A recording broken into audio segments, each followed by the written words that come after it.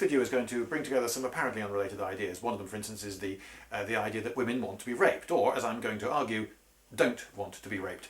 Another is the interesting observation that Americans, upon encountering an Englishman, don't simply open fire. The connecting theme is really fantasy, and the, I would say, cheery and good idea that people are very, very adept indeed at spotting the difference between fantasy and reality. When people are fantasizing, they generally know that they're fantasizing.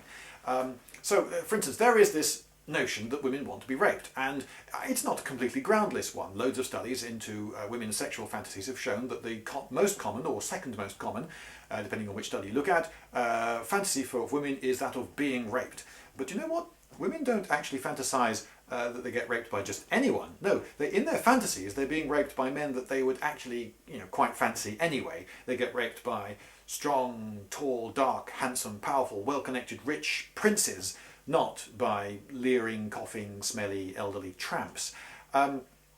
It's their fantasy, okay? They're having their fantasy inside. It doesn't translate into any real, genuine desire. You can't. By definition, you can't want to be raped. I mean, that's really, rape is by definition being forced to do something that's against your will. You can't want something that's against your will. You can't want something that you don't want. It's a contradiction in terms. You can't want to be raped in reality, but you can fantasize about it, but you know you're fantasizing. When we read Lord of the Rings, you're reading about Sam and Frodo going into Mordor, and they have all these amazing adventures, and we're enjoying reading it, and perhaps we might think, God, wouldn't it be great to go on an adventure and so forth. But no, when it comes to reality, no, hang on, going into Mordor, it's a horrible place, and you meet orcs and Nazgul and all sorts of incredibly dangerous things that are evil and are trying to kill you and very likely will succeed.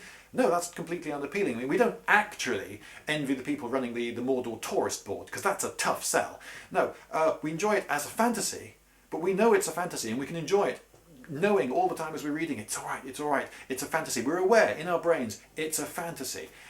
It's Lord of the Rings.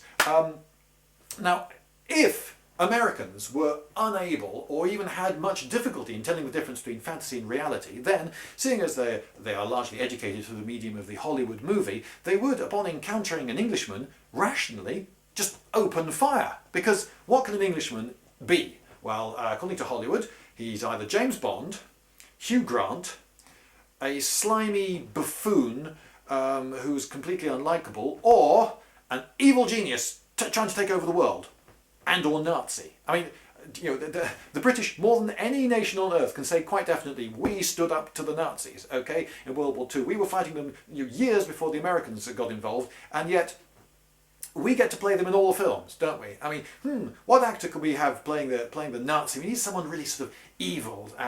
I know, an Englishman.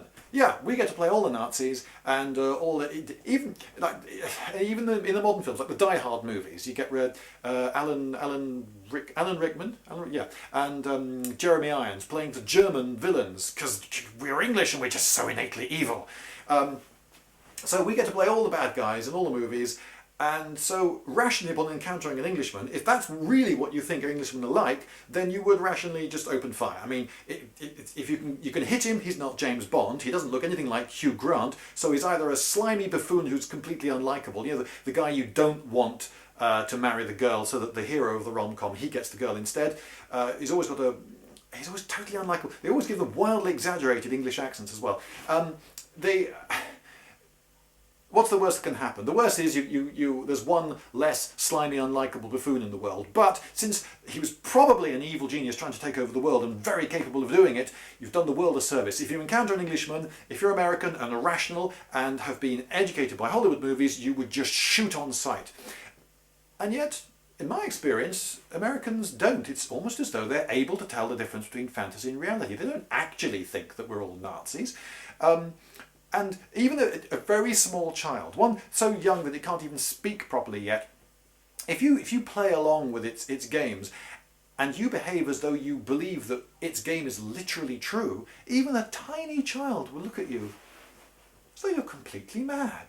It may be too young to be able to articulate this, but if it could say it, it might say, no, this isn't actually a pig, it's just a small plastic representation of a pig. And in reality, pigs can't actually speak.